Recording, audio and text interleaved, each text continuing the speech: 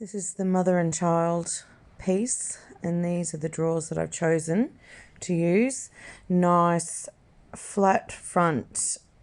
The varnish is in pretty bad condition, but we're going to sand the top there. The first thing that I'm going to do is just layer down a burgundy kind of paint. We're going to layer lots of colours on this piece.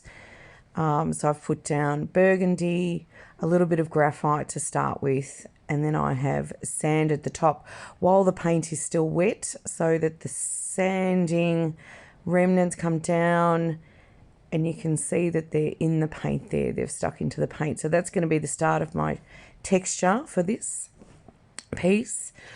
Down on the sides, I've started on the sides and I'm beginning the painting. I've laid down a few coats already with lots of chalk paint, the Sloan chalk paint in lots of different colours. And now I'm starting over the top of all of those layers with the graphite, and I'm going to start, I've thought about obviously the front of my piece and the image. I know that it's not going to fit the whole front, which means I'm going to have to blend it in, and I want that to blend around to the sides. So I'm doing a lot of painting on the sides first. I'm doing this stenciling that I know I'm going to bring around to the front onto the image, and I'm using lots of golds, the old gold and a new gold mix, a bright gold mix in there. I'm also doing bits of red, etc., because I know I'm going to pull that from the front image also. And I'm just going to keep going. So you're just really thinking about how your paint is going to blend into the image and how it's going to look overall. And you just keep going and have fun. Let it evolve in front of you. Have lots of fun. That's what I'm doing.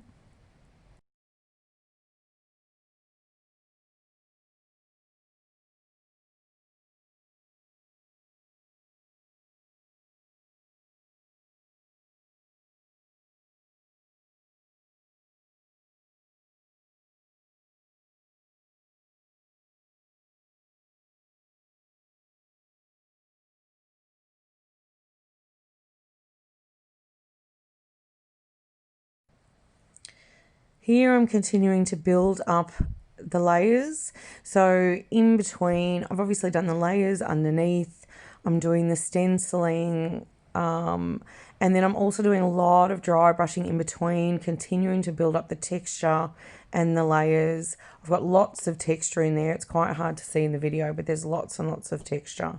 So you just want to keep building up, because I know the finish that I want on this piece, and it's really, really going to bring this to life when I put this finish on, all these different layers of colour and different layers of texture. Next thing to do after you've done that, so I've painted the sides and now it's time to put on the image. This is the exciting bit, obviously. I'm using the Sloan Image Medium here. I start at the top. I'm being careful to apply it straight across the front of the drawers.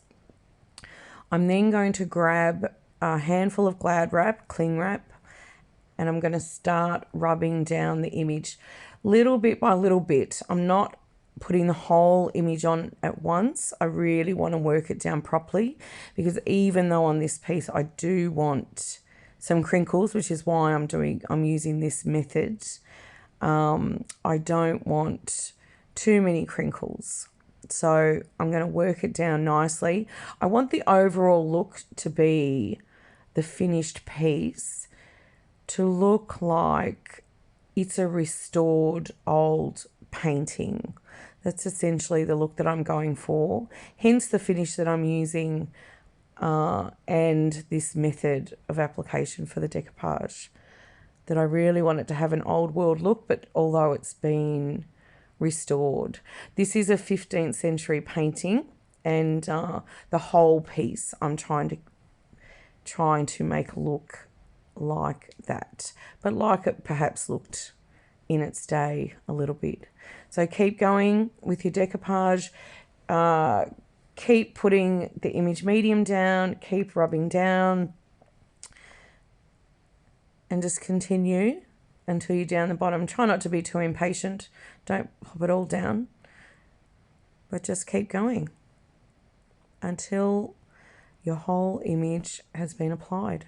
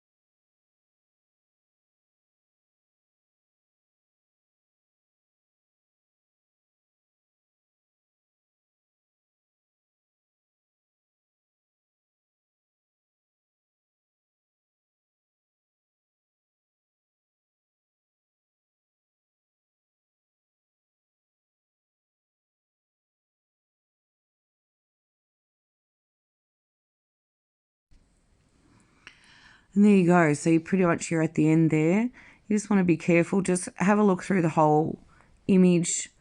Rub down any little bits that you want to rub down a little bit more. Try to make sure that it's secured really, really well. You don't want to have to muck around at the end. You can fix everything, but you'd prefer not to muck around. And there you go. I'm pretty happy with that. So now that that's done, I've left that to dry overnight. Because I have chosen to put the whole image on at once and not cut the image before I apply it, I'm now going to get a very, very sharp blade and run along the top of the drawers so as to cut the image across there. Try to be really slow and careful about it. You don't want to tear the paper. The paper does need to be absolutely dry in order to do this properly and without too much risk of tearing the paper. You haven't got a finish on or anything yet, remember? So, and there are those gaps in between. So it's a little bit easier to tear because of those gaps. And keep going until that's done. And then we get to the next bit.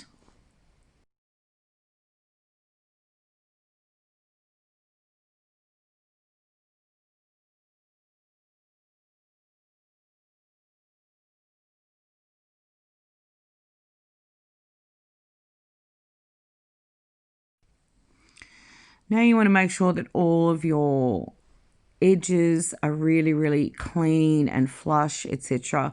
I've got that fairly large part of the image hanging over the bottom there, so I want to sand that off for starters. And then I'm going to run that sandpaper, which is a 60 grit sandpaper sheet. I'm going to run that across the tops and the bottoms of each drawer to make sure that it's very flush with the drawer. You don't want to risk over time as you're opening and closing your drawers, the paper to be pushed out and off the front of the drawers there. So just keep going, go slowly, particularly down the bottom there. You want to go quite slowly to make sure that you're not tearing it, and then go across the top and the bottom until you're finished and ready for the next section.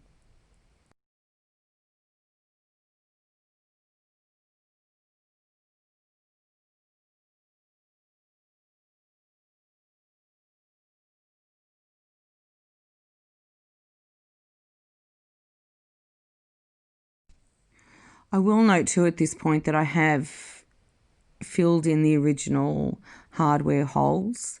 I think I mentioned in an earlier video that I posted on the page that I didn't want to use those original holes as it was really going to interfere with my image, as you can see. So I'm going to re-drill new holes down the sides of the drawers, either side of the drawers, so that it's not interfering with my image at all.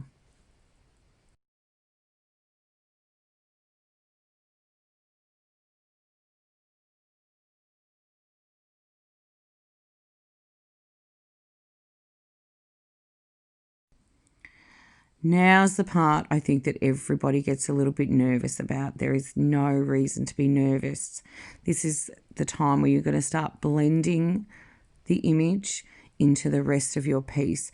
Assuming that, I mean, it's not always the case, but assuming that in this instance, your image doesn't fit your piece exactly, which means that you need to blend it into the sides. All I've got here, I've got my Annie Sloan chalk paints. I think I'm just showing the colours that I've got. But in essence, actually, in the end, I used about 10 different Annie Sloan colours. I used the Athenium black and the graphite and the burgundy and the Arles, the Enfleur, quite a number of others, just to mix the colours, get the right colours, and I was building up the colours, etc. I've taken the Annie Sloan detail brushes so that I can start working that in properly. All you really need to do is just follow the colours. I've already thought about it, and you should have thought about it too. It's a good idea. Have a good think about how you want your piece to look. But when I started on the sides, I'd already thought about how I was going to do the front. Hence, all the colours that I chose to use on the sides that I knew were going to be brought out to the side of my piece, and then the stencil as well in the different tones of gold and red that I now am going to apply also to the front. So I'm going to do this part of the painting, which is the more detailed stuff to build up and out the image. Then I'm going to bring in the stencil, and with the stencil I'm going to use the Empress Silk, which is a red, the burgundy colours, and then the golds on top of those. You also want those to be layered as well. You really do want it to look like it is genuine and part of the original painting.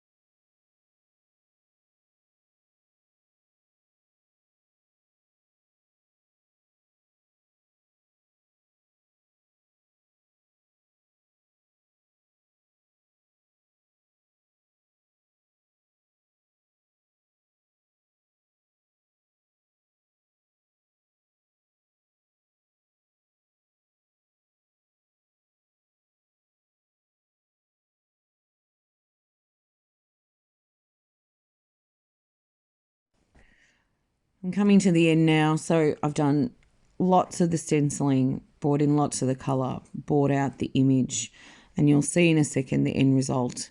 So this is one side done and ready to do the next side. Once both sides are done, then you're ready for your finish. So I'm using an oil-based, this is a gloss finish.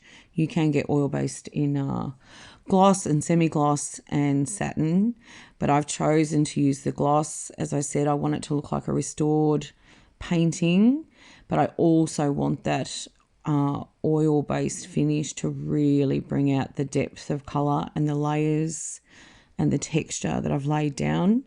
So I'm starting with the side, but I am in fact finishing the whole piece with this oil-based finish, including the top. So the top of this piece I have stained twice, and then also using that oil-based finish. The thing that I've really wanted to showcase in this piece and the way that I've refurbished it is to be able to look at these types of images, these really old, beautiful, beautiful images, and be able to see them as just beautiful artworks. Obviously, a lot of 14th, 15th, 16th, 17th century types of paintings were religious inspired. And I think I want to bring that to you in order to show you that it really is not about the religion necessarily. It's really just about the beauty of the artwork. That's what I'm trying to showcase with this piece in particular. Hence, it is a famous, very old image, but I've called it Mother and Child rather than Madonna and Child. And that's quite intentional too, just to bring it to the modern day and show that it's actually relatable. Even now, it's a relatable image, even though it's, 600 years old. But absolutely beautiful, I think.